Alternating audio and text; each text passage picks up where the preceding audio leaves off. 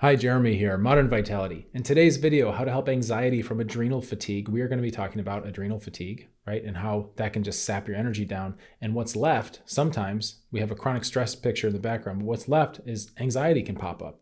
Okay, not always, not everybody has this, but plenty of people I've worked with have this symptom picture where anxiety comes up and it's like, I don't understand it. I don't know why I have it, but it's there. It's driving me nuts, right? And then we get, thinking about that, and that can actually create more anxiety, which we'll talk about those loops in just a moment.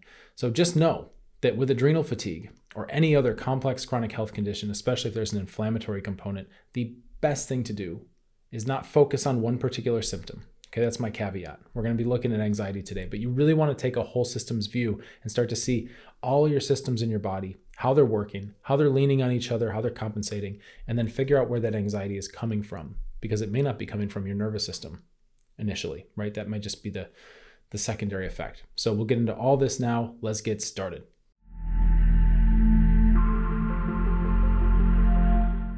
So I pulled up the definition of anxiety here. I just looked up online. It says a feeling of worry, nervousness, or unease, typically about an imminent event or something with an uncertain outcome, right? So for example, he felt a surge of anxiety.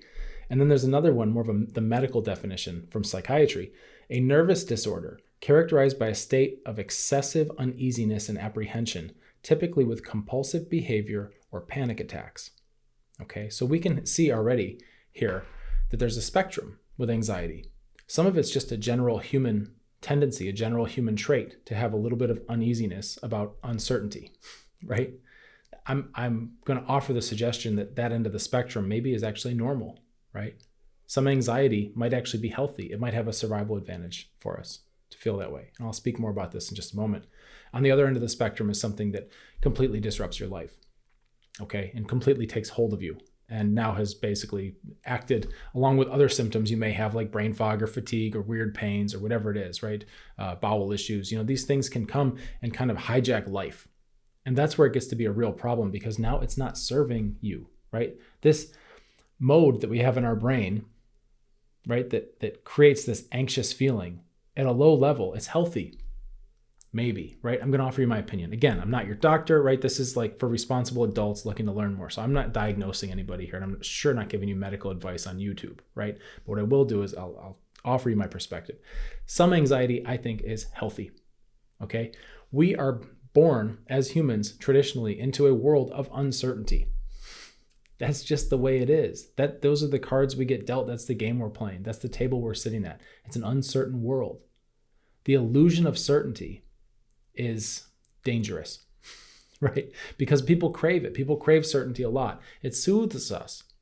As I'm sitting here recording this video, right, I don't have to worry about my French doors exploding and glass just flying into my face, right? I'm not sitting here wearing a helmet, okay, for example, because it's just not on my radar. We want to live in a place where we have stability and certainty about our near future. And there are some things that are just so out of the realm of imagination. Like, why would my doors explode here? That's crazy, right? I don't think about a meteor falling through this ceiling and just smashing me, right? Again, I'm not wearing my helmet for this video. There are so many things. These are just the first couple I could think of off the top of my head. But if you start down this, you could go, oh, what could go wrong? So many things could go wrong, right? There could be anything could happen, okay? But for the most part, our brain doesn't tend to be that vigilant about stuff that's a very, very, very, very low likelihood. We just don't use the brain power on it. However, we are trained, our brain has evolved to have a little bit of attention paid to bad things or problems that are of a higher likelihood. So for example, the old stories of humans evolving, and you see the bush moving or something, and it's like there's a little bit of unease and all that, because you don't know what's in that bush. Is it a predator, a tiger, or whatever that wants to eat you? Or is it a bird, plucking a berry? Or is it a squirrel or something? Like, what is it? So there's a little bit of kind of built-in response where we have a little bit of a freeze, right? A little bit of a flinch. And that is a function of anxiety. It's a response to uncertainty. It's a slight unease. When we get new information and we're not sure how to handle it, right? We have this mechanism. So I'm going to tell you, in that context, I believe anxiety is our friend. A little bit of anxiety, okay? I know this is counterintuitive.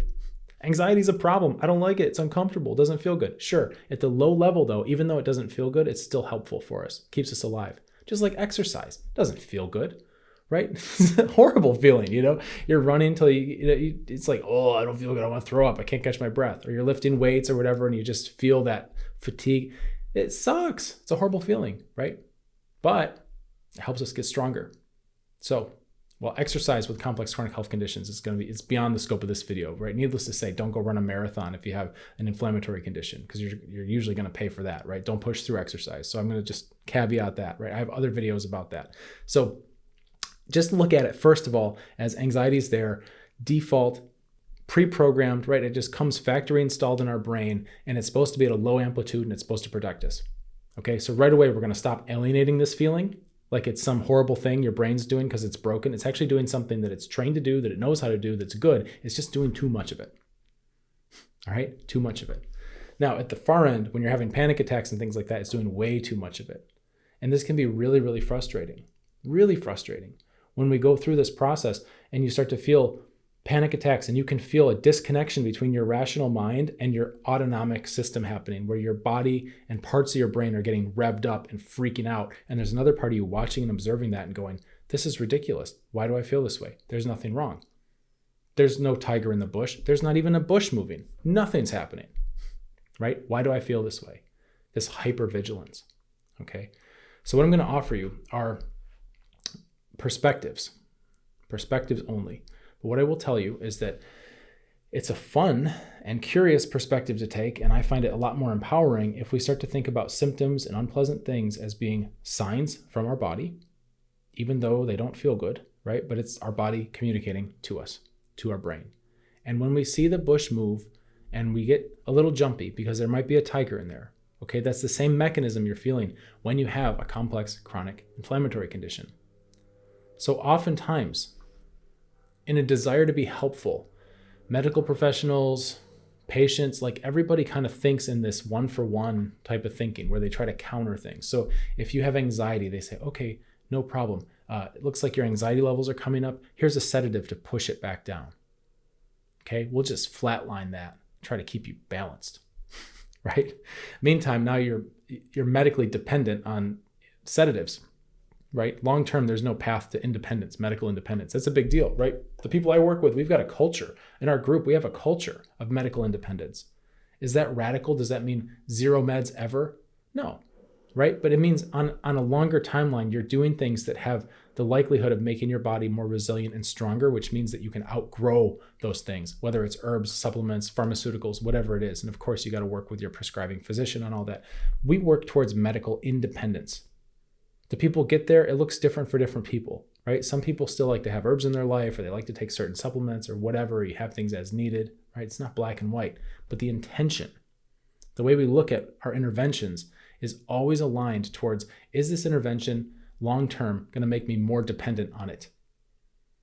Think about it, okay? This is one way to look at it. So when we counter symptoms, anxiety's coming up, well, smash it down, right? Take a sedative, take a Xanny. You can do all these things. That's one way to do it, and it can help in the short term. And I will say it can help in the short term, and that's good because panic attacks are really disruptive and they're not fun. And so if you have to do something to smash that down in the short term, great. I'm not here to tell you you're wrong at all. Make it work. However, what I would offer is that long term, right? When we put out this initial fire, we want to start making long-term plans so that your underlying system can get healthier and stop generating panic, right? Your body is generating panic for you. We want to get that processed. We don't want to fight the panic, right? We want to actually work with your body and listen to the panic and go, where is this coming from, right? Nothing's wrong. Why do I feel this way? Okay, once we flipped it and we start looking that way, interesting insights will come, and we will see our problems from a whole different perspective.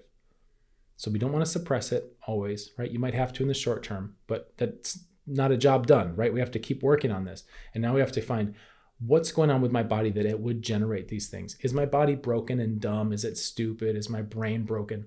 No, come on, right? I don't deal with like that kind of attitude. Of course, your body has to be respected, right? It's not stupid. It's not dumb. It's not broken. It's a miracle that all these molecules are holding themselves together and regenerating constantly. Think about that. Go all the way back to we're made out of stardust, right? What are these elements that have organized themselves around a living, vital principle? Okay, this thing's magic that you're walking around in, even if it doesn't feel that way. Even if you feel like I've got an illness, right? I've got a complex chronic mystery illness. Well, you're still alive. That's amazing, right? We have to come from that perspective and go, all right, let's respect that. And now, right, with that kind of value in place, now our perspective is, what's the body trying to tell you? So I'm going to break this down. Stage 1, stage 2, stage 3, stage 4. Okay. Stage 1, immune system. Stage 2, digestive system. Stage 3, neuroadrenal. Stage 4, blood circulation. This is how we process complex chronic inflammatory conditions. This is the order. This comes from Eastern medicine, where I have a very strong background, and we're finding the more and more studies and research and Western medicine and bioscience I look at, the more and more that approach is validated. Now, why is there an order? Okay, it comes back to overwhelm, right? So if you take all the things, if you take a whole systems view of your body and you go, wow, I've got work to do everywhere. My immune system, my digestive system, right? There's symptoms all over the place. My libido's shot. There's problems with my hormones. Like here comes the list. Overwhelm again, okay? You need to be able to stack this stuff up and organize it. And I've said in other videos, and I'll say this 1,000 times, we tend to look for a key that's going to unlock our health, right? And this comes in the form of like silver bullets, always like, oh, this new supplement or whatever, just some shiny thing that understandably, it's like, maybe this one will be different. I need that thing. My hope bank is running out. Like, this is my last chance. I got to have this, right? And we try the key and maybe it fits in the lock or maybe it doesn't. Maybe it opens the door, but it turns out that you feel better for a month, but there's downline longer term consequences of a month later, you get some of the worst blowback in your life, right? That happens. I would offer the suggestion that unlocking your health is not the matter of finding the right key for the door lock, right? It's not a key lock in the first place. It's a combination lock. Let's think about that, right? What's a combination lock? You're going to have multiple inputs, right? You got to have the right numbers. Okay, you got to have the right things, the right combination of things. And then not only that, you can't just give the right numbers to the combination lock. You've got to put them in the right order or it's not going to work. Our body's the same way. It's amazing when you start to decode this and what the body's asking for and be able to read between the lines of research papers and look at pharmaceutical side effects, look at issues of medical treatment and how come sometimes things cause other problems, right? There's a lot to navigate with that. So that's part of my job. It's part of my work. It's very satisfying. It keeps my brain busy, right? I dedicate a lot of bandwidth to this stuff. But so far, what I've seen really reinforces our order. And clinically, too, the results speak for themselves. So when you're looking at your body, okay, and you're thinking about anxiety, most people start with stage 3, neuroadrenal. It's anxiety, right? You're nervous. What does it say on here? You have like a deep unease and some panic attacks, right? Apprehension, all this stuff. It's nervous system, right? So we start there. We start with methods that interact with the nervous system. So that's where we start. However, I would offer you that if we look obliquely and we look whole systems, there may be issues in the immune system that can cause anxiety. Whoa, right? Why not? Well, let's think about it. What's going on with your body? Why is it communicating? Why is it generating anxiety? What's it trying to tell you? Right? It's trying to tell you something's wrong. Just because you look around and there's no tiger in the bush and there's no bush you can find, you're looking outside. If your body is always self-scanning and aware of what's going on inside of it, there's plenty of bushes and plenty of tigers in there. It's trying to let you know. These are the crazy things. I mean, this stuff sounds really woo-woo and like out there, right? I'll share this anyway. But what I've found is that a lot of the people I work with too, they back this up because the dreams even, like the subconscious knows these things. In your dreams, you can have these dreams of like zombies or being chased or having some kind of attacker come in. It's very violent, like a lot of this stuff. And what's going on, right? Besides the adrenalizing dreams, right? And also the vague anxiety that can come and the panic. What's going on is your body's talking to you about invaders. Your body's telling you there's pathogens in here. I don't know how to handle this stuff. We are under attack. So this sounds pretty straightforward if we're talking about mold, mycotoxins coming in, right? Or a virus coming in, or a bacteria coming in, right? Like Lyme disease. This sounds pretty straightforward. We have something that doesn't belong there that's aggressively trying to attack you. It's just invisible. You don't see the bush, you don't see the tiger, but your body does, and it's sounding the alarm. right? Let's get on our body's side again. Let's not fight it. Let's listen to it. Oh, I'm just so uneasy. I feel like anxiety. Yeah, well, it's because there are hidden pathogens tearing you up inside. They're trying to eat your nervous system, right? They're hiding from your immune system. They're doing a lot of very advanced tricks using things like molecular mimicry to try to blend in and camouflage themselves and create autoimmune type conditions by tricking your immune system. Most people with any kind of complex chronic inflammatory condition have underlying non-specific inflammation, meaning they're always kind of inflamed, right? Everything's kind of close to the threshold anyway, and the immune system doesn't know how to be specific and actually target the right pathogens in the right way. We can help this along, right? I have a bias towards Chinese herbs, Eastern medicine, breathing exercises, these kinds of things that can actually change the immune, specific breathing exercises, not just like what you did in the yoga class once or whatever. There's very targeted things you can do to change the way the immune system can handle these types of threats. Very cool, very empowering. Sometimes the cure, right, for anxiety is not to suppress it with a Xanax. It's to actually listen to it and start working on your immune system and take out some pathogens. And then your body's not sounding the alarm so much. This is one of those things that happens with mold, especially. I had a personal experience with this where it's like heart's thumping. I'm freaking out. What is this? That's not like me. This is a strange feeling. I don't like it. And get out of the mold, start healing my body, and it's not an issue again, right? That was my body talking to me. We're under attack in this house. Get out of here. And you feel the you feel the panic. You feel your body mobilizing. You feel everything, the urge to like, I'm going to freak out. Well, yeah, it's because your body's trying to tell you, get out of this environment, right? Listen to that. Don't drown it out.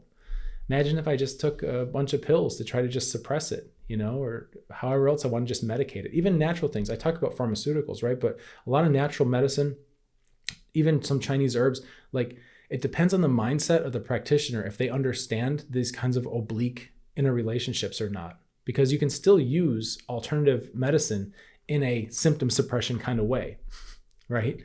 It's the same strategy, it's just different tools. So it doesn't mean that just because you're using herbs that you've automatically done this whole systems type process, right? It doesn't. And we're not immune to that. We've got to keep our minds sharp, especially those in the alternative health field, right? We really do. So that's a bit of a tangent, but you want to start listening to that, okay? Maybe there's an immune component, an inflammatory component. Maybe some of the inflammation is actually in the central nervous system, okay? Pathogens love that. Once we have a leaky blood-brain barrier, which there are many things out there in the world now, especially things that have been recently invented in the medical industry that seem to cause that. Leaky blood-brain, right? So now you have things getting into your brain, into your central nervous system that shouldn't be there, and there's an inflammatory response there. Can you imagine your brain with a bunch of inflammation? What do you think that would feel like? Don't you think the alarms would be going off? Right? Of course.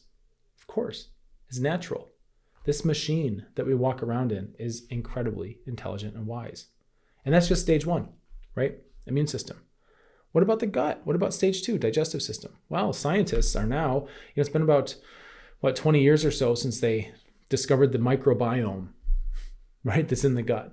Things that Eastern medicine and traditional diets and traditional wisdom have been recognizing for a long time is that you have to treat your body as something to be cultivated, right? As a garden to be cared for. And we're now finding out there are actually these tiny little organisms that populate our digestive tract, right? Bacteria, viruses, fungi, all these things can be in a very healthy balance.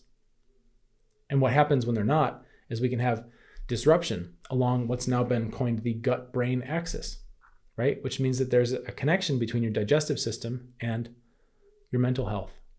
Isn't that interesting? So what if, right? What if you could actually work on your digestive system to get the anxiety to be better? Wow, isn't that interesting? Of course, with stage 3, neuroadrenal, that one's pretty direct, pretty straightforward. Speaks for itself. Stage 4, blood circulation. Same idea. Check this out. Your immune system and your circulatory system have a balance, okay? And they're doing like a balancing act to keep you alive as best they can. And when we have pathogens come in and they start to root down and get in there, right? They become hidden pathogens. And this can happen with viruses, mold, bacteria, like all this stuff, Candida, of course, right? There's so many of these things that can come in.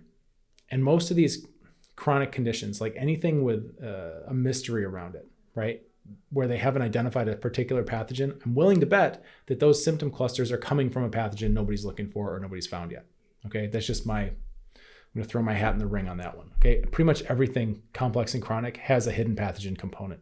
So once those pathogens are in there, there's a balance between your immune system and your circulatory system. Your immune system, right, wants to isolate these pathogens. The first thing it would want to do is kill them and get them out. But a lot of times they can't figure it out because they're tricky. That's what they're designed to do, is to try to evade your immune system. It's not always a slam dunk. So they're fighting them. And then the next best thing is to contain them, keep them in one place. Now, on the other side, your circulatory system is saying, hey, we need to pump blood everywhere, right? Because we got to keep this ship alive. This vessel that we're in needs to have blood and all the cells need fuel, right? The balance is the immune system says, hey, you can't pump the blood like a lot because I'm trying to contain this mess right here. We've got some thing in the throat, neck, wherever it is, right? Some pathogens. We're doing like a police chase. We've got the whole block sectioned off. Please don't pump all the blood, because what happens? Now you're pumping all the blood. More circulation means more pathogens going everywhere throughout the body. They can get deeper in the body. They can go to vital organs in the body, like the heart or the brain. So there's a balance. Everybody has this mechanism built in, where when we are attacked, right, we tend to have mechanisms to make us feel tired.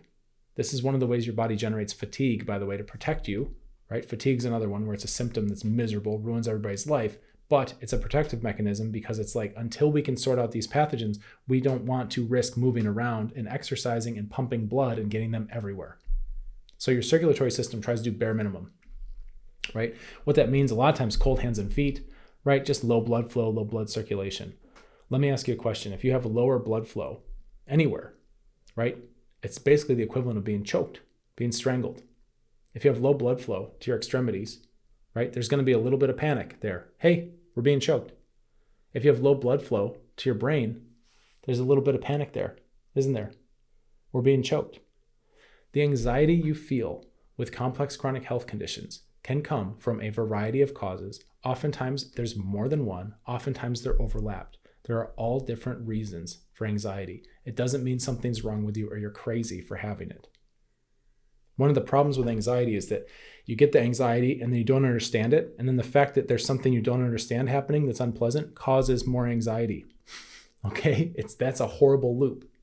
Try not to fall into that. If nothing else, this video can help you break that, because you can go, hey, there's at least 4 reasons. I just learned, Jeremy said, right? There's at least 4 different reasons for this, why I feel this way. I don't need to get anxious about being anxious. I need to start getting curious about being anxious and try to figure out which one or more of those 4 is probably at play here. And I'll give you a hint. Your connected complex system is probably all of them, right? That's why going after just stage 3 doesn't tend to work, because you skipped stage 1 and 2, and you're never even going to go look at stage 4, right? Going out of order. So I hope these kinds of frameworks help you to understand this stuff, because anxiety is miserable. It doesn't feel good. We have to go into the things that don't feel good.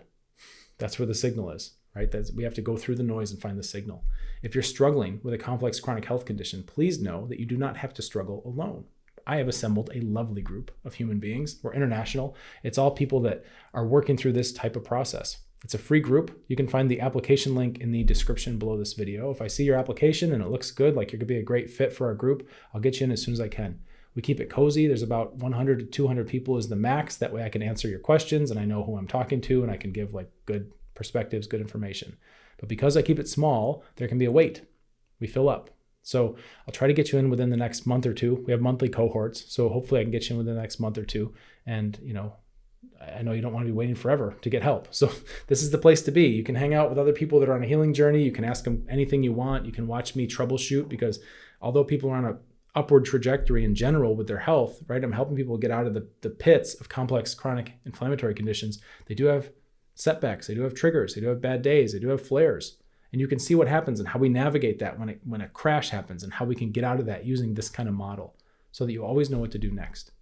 Very liberating, very liberating. So I'd encourage you to apply for the group if you think it's a good fit, if you think that would help you. And in the meantime, you can also subscribe to this channel. That way you can get more helpful information like this video, so that instead of watching TV or Netflix or just scrolling a mindless feed, which we all do sometimes, right? Instead of that, though, maybe you could teach YouTube to send you more videos that help you reclaim your health and get your life back, right? Wouldn't that be cool? All right, let's get you feeling better. Cheers.